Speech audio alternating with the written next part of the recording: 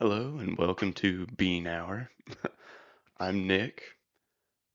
Real quick, I'm just going to explain what I'm doing here. Uh, so, the name Bean Hour comes from my girlfriend. Typically, every morning I'll spend usually more than an hour, like more like 2 hours, but I'll spend an hour or two just kind of drinking coffee and doing my reading and just spending time with God in that way. Yeah, at one point, my girlfriend was like, coffee is basically just burnt bean water. And I was like, yeah, it is. So we just started calling it bean water, and that turned into bean hour. So yeah, it's just it's become a thing that we just say. And I figured it would be a good name for this little series of videos that hopefully I'll continue doing. What I want to do is basically just, spend that time alone with God and then come on here and just share what God is speaking in my life and through the word and through just my life in general. And in that way, I hope to maybe encourage you in your faith, encourage you and strengthen you in your faith, and maybe just turn you on to a life of faith. Um, but yeah, that's what I hope to do, and I just want to give this time to Jesus and see what he'll do with it. Today, I just want to go over John chapter 6, which I've been reading recently, and it's really been speaking to my directly to my life, and I just kind of want to share some things, and like I said, I just hope that it encourages you and strengthens you in your faith. So I'm just going to jump right in. I'll start reading. If you want, you can follow along. So here we go. After this, Jesus went across the Sea of Galilee, some call it Tiberias. A huge crowd followed him, attracted by the miracles they had seen him doing among the sick. When he got to the other side, he climbed a hill and sat down, surrounded by his disciples. It was nearly time for the feast of Passover, kept annually by the Jews. When Jesus looked out and saw that a large crowd had arrived, he said to Philip, "Where can we buy bread to feed these people?" He said this to stretch Philip's faith. He already knew what he was going to do. Oh, I should mention that I'm reading from the Message Bible. I know some people think it's a little too simplified, but I really like it, and it's really allowed me to read the word with like a fresh perspective. Because I don't know, when you grow up, I grew up going to church and mostly was exposed to like the NIV, and something about growing up with it, you just become kind of numb to it. So the message has really been good for, just making it fresh to me. Anyways, so verse 7. Philip answered, 200 silver pieces wouldn't be enough to buy bread for each person to get a piece. So basically, my takeaway from that is, Jesus asks him to stretch his faith. And like we all would in this situation,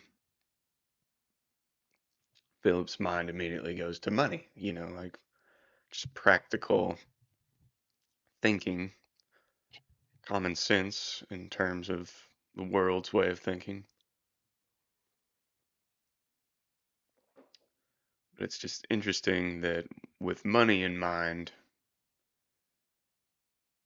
200 silver pieces wouldn't be enough for each person to even just get a little piece.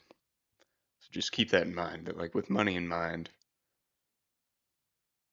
it seems impossible that anyone would even get like or that everyone would even get a scrap. And also, I just think that sometimes the Lord does that with us. He puts us in situations or poses questions to us that, it's intended to, it says here to stretch Philip's faith, but ultimately it's to, strengthen your faith. The Bible a lot, or we talk a lot about like testing our faith, and that's all about strengthening your faith. It's not like a pass fail thing where the Lord is wanting to see if you stack up or not. It's all about, it's for you, strengthening your faith. All right, so verses 8 and 9, we got one of the disciples, it was Andrew, brother to Simon Peter, said, "There's a little boy here who has 5 barley loaves and 2 fish, but that's a drop in the bucket for a crowd like this." So again, that's just, they're still thinking in terms of like worldly common sense. And once again, you can see the doubt, but that's a drop in the bucket for a crowd like this. And like all of us, he's doubting that they'll be able to do this. So Jesus said, "Make the people sit down." There was a nice carpet of green grass in this place. They sat down, about 5,000 of them. Then Jesus took the bread and, having given thanks, gave it to those who were seated. He did the same with the fish. All ate as much as they wanted. So, the most interesting thing to me here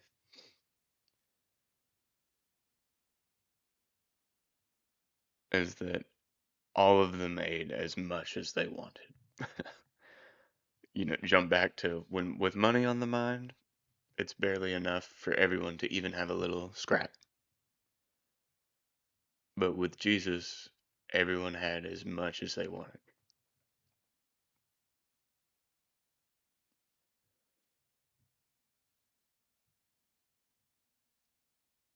And I think there's a major truth in that. And I just know, speaking from my own experience and like what goes on in me, I kind of had it in my head that living, if I were to totally surrender my life to Christ and live a life of faith, it's like even if I could get on board that all my needs would be met and that God is watching out for me in that way, there's still kind of the belief in my mind that like, yeah, he might give me what I need, but life is gonna suck. Like it's not gonna be very fun or enjoyable. It's just gonna be like bare bones. But this tells me that no, it's actually when we feel that we are responsible for our own provision, like Philip with money on the mind, then then life kind of sucks. Like it's a struggle just to get a little peace. But when we live a life of faith in Jesus, we get life abundant. Everyone ate as much as they wanted.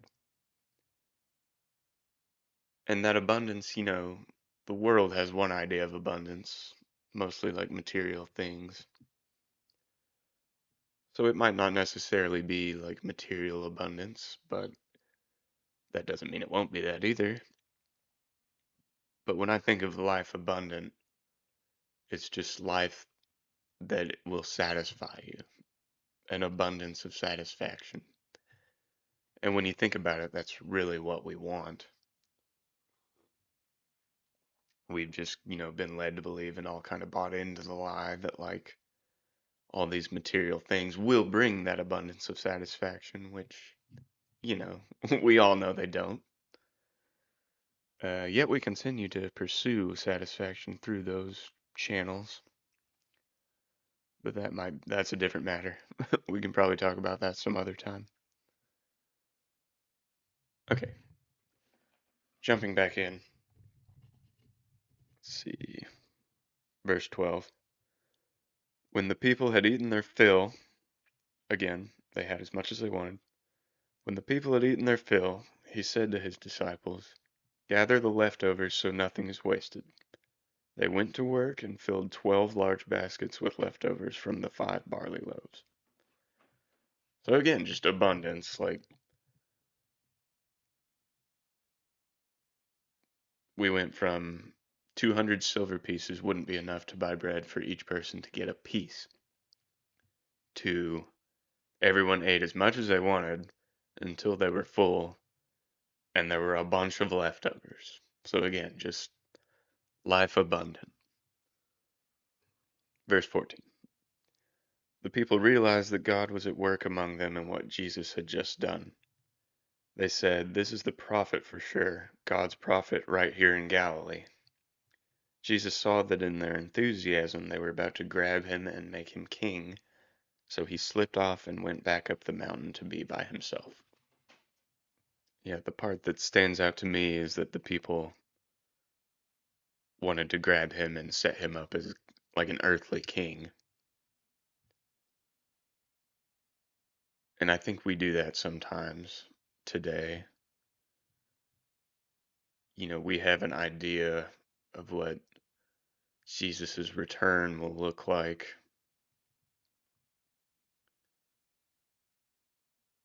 We kind of we want him to come rule in the earth and make things right in that way. But I am fully convinced that God primarily wants to rule on the throne of our hearts. It's within us. And then all these things will be added unto you, and then the outside world will be made right. But he has to take the seat on the throne of your heart first. I truly believe that. He's a heavenly king, primarily. I just think it's important that we get our priorities right in that way.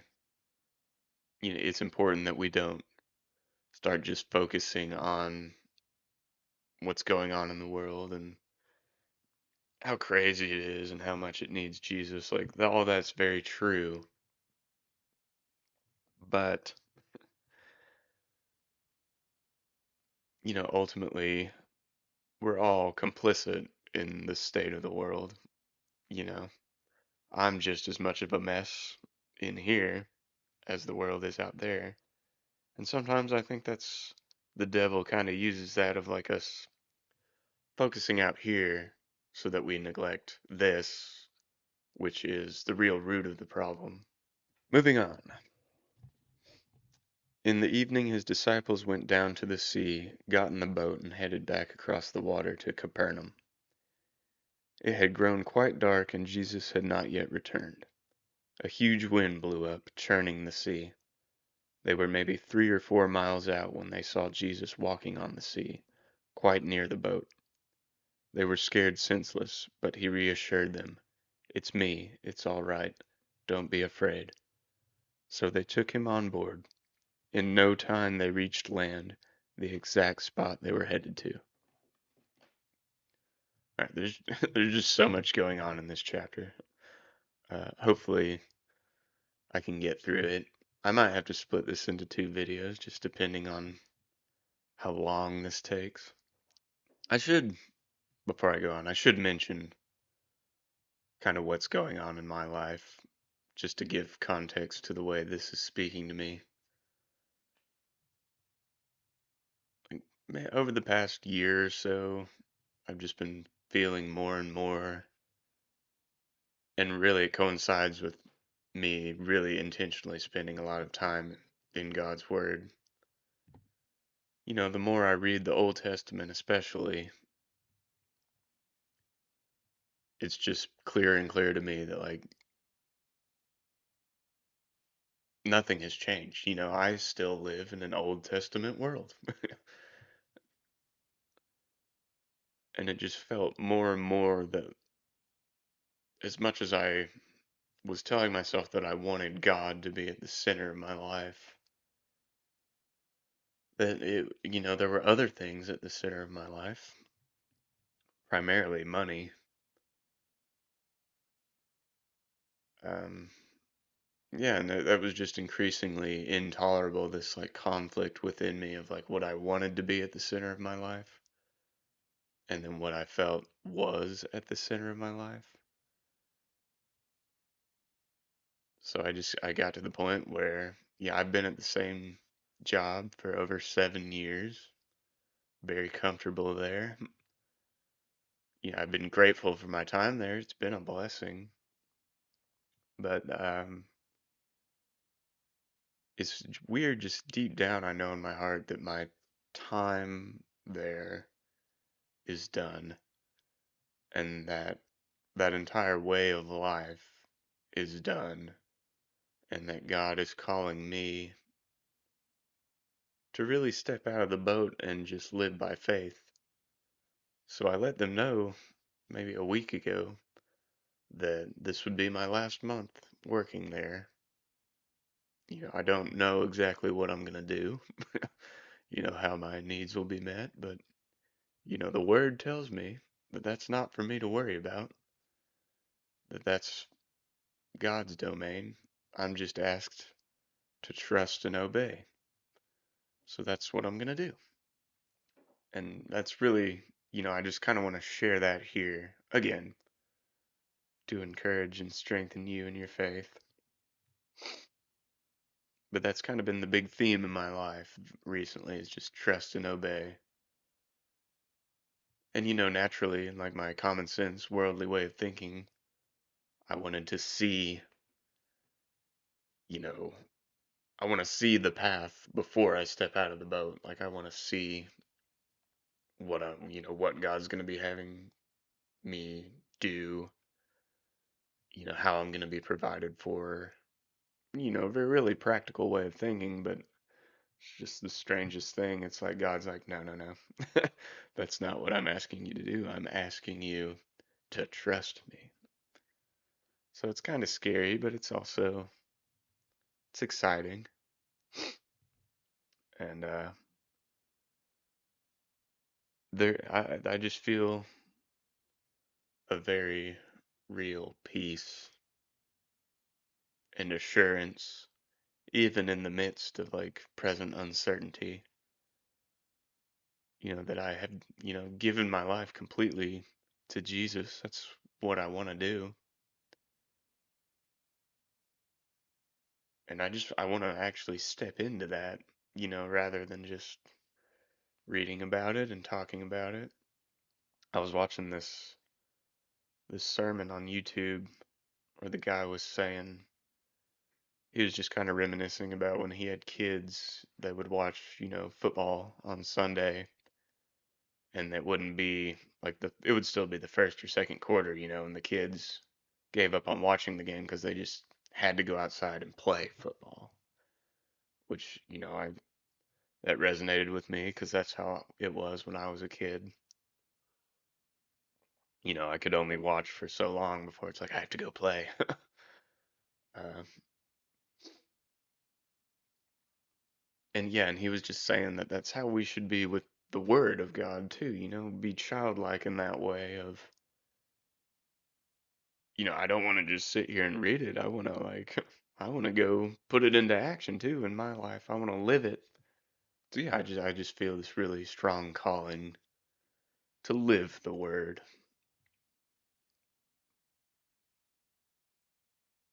And I just hope that this encourages you to also, just be intentional about and excited about, living the word.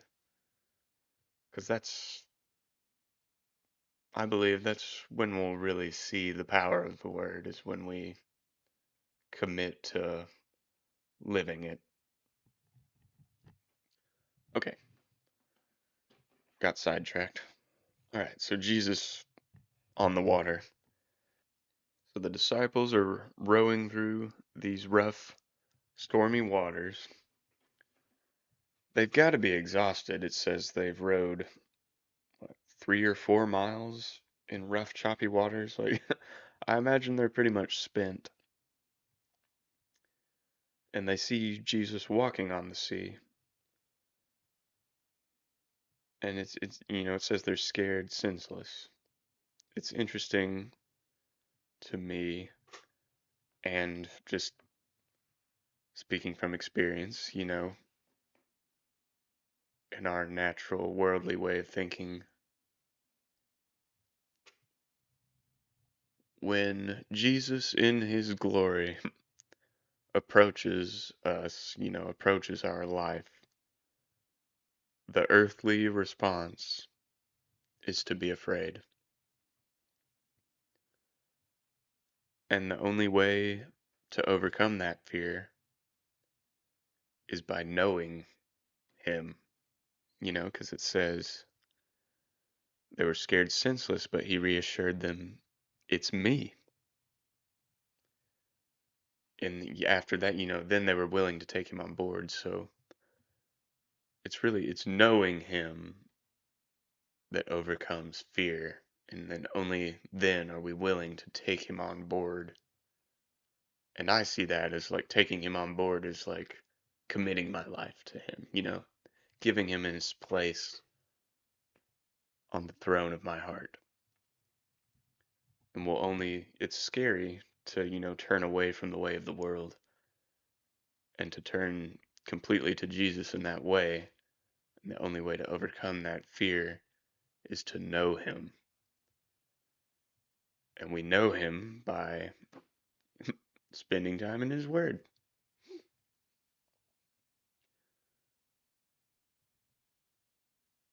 So once they took him on board, and this is the craziest part, they've been struggling. I'm sure they're exhausted. Once they took him on board, in no time, they reached the land, the exact spot they were headed to. So I read that in the message version, in no time. I was like, oh, that could just be a turn of phrase. But then I looked it up in the NIV and it says immediately. So, it literally means in no time. It took no time. That's quite a miracle. And, over and over we're told in the Bible that God is in charge of time and space. And, it's easy to like intellectually accept that, like, okay. But to really like believe that in terms of my life and the world I live in, that's another thing. And what it tells me is that, if Jesus is asking us to do something,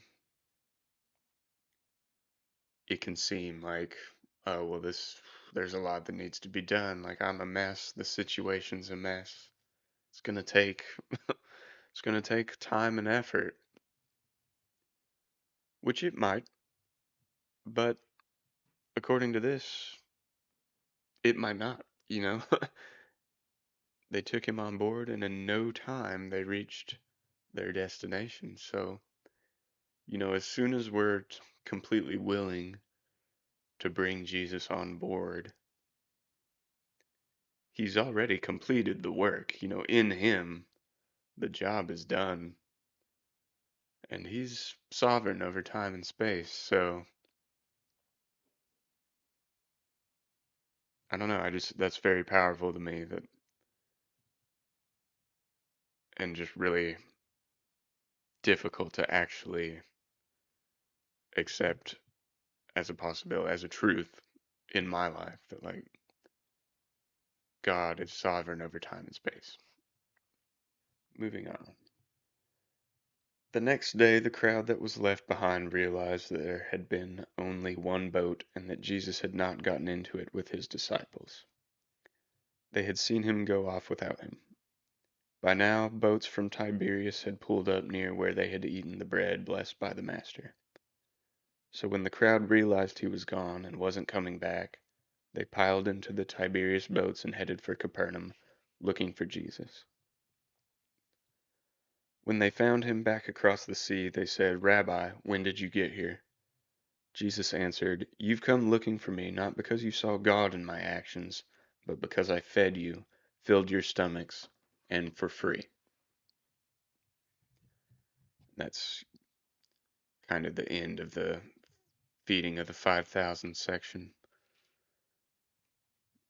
And here I think we have a tendency when God blesses us to just see the blessing and not where it came from. You know, like, yes, you should be grateful for the blessings that God gives you, but in and of themselves, they're nothing. Like, it's about the God that blesses you.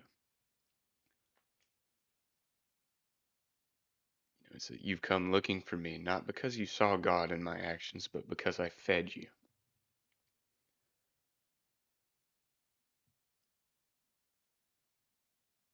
And I think that sometimes we seek God for the wrong reasons.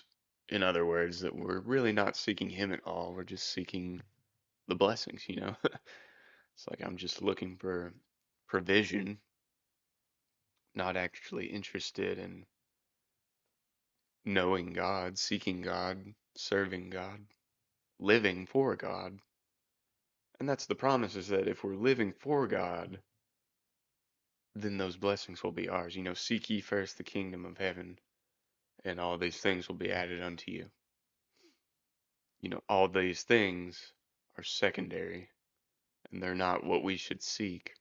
So you seek God just for who He is, not for what He's going to do for you. And then all these things will be added unto you. And I think that's really important to get straight in our hearts and minds. Quick pause, I gotta go refill my coffee. And I'm back. Got my refill. I'm using a Christmas mug in July, because that makes sense. Well, I guess Christmas in July is a thing, so it does make sense.